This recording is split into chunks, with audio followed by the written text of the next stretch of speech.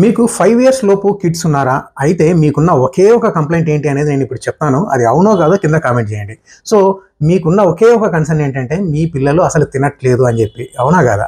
So, అసలు ఎందుకు తినరు అంటే వాళ్ళకు ఆకలేదు కాబట్టి. సో, మరి ఎందుకు ఆకలేదు వీళ్ళకి అనేది దానికున్న రీజన్స్ మనం ఇప్పుడు డిస్కస్ చేద్దాం. సో, ఫస్ట్ రీజన్ ఏంటంటే మీ పిల్లలు గాని ఇంకా పాలు తాగుతూ ఉన్నారు అనుకోండి. సో, పాలు తాగితే ఆకలి వేయదండి. సో, మీరు ఏం చేయాలంటే పాలు తగ్గించేసి వేరే ఫుడ్ ఐటమ్స్‌ని గ్రాడ్యువల్‌గా ఇంట్రొడ్యూస్ చేయాలి. అప్పుడే వాళ్ళకు ఆకలి అనేది వేస్తుంది. వేరే ఫుడ్స్ తింటారు. రెండో రీజన్ ఏంటంటే కడుపులో నులిపురుగులు ఉండడం. సో, ఈ నులిపురుగుల వల్ల కూడా ఆకలి అనేది వేయదు. సో, ప్రతి 6 మంత్స్‌కి ఒకసారి మీరు డాక్టర్ దగ్గరికి తీసుకెళ్ళి డీవార్మింగ్ చేయించండి.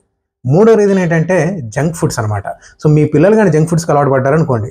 ఫర్ ఎగ్జాంపుల్ సో, ఒక చిన్న చిప్స్ ప్యాకెట్ తిన్నా, ఒక చిన్న గ్లాస్ కూల్ డ్రింక్ తాగినా కూడా ఇంకా అలా ఆకలి అనేదే వేయదు. సో, జంక్ ఫుడ్స్‌కి దూరంగా ఉంచడం అనేది చాలా ఇంపార్టెంట్. నాలుగో రీజన్ ఏంటంటే మీ పిల్లలకి ఏదైనా ఇల్‌నెస్ వచ్చింది అనుకుందాం. అంటే జ్వరం గానీ, కాఫ్, కోల్డ్ గానీ, మోషన్స్ గానీ వస్తే కూడా ఆ టైంలో కూడా ఆకలి అనేది తగ్గిపోతుంది. ఇక ఐదో రీజన్ ఏంటంటే ఇది చాలా ఇంపార్టెంట్ అండి.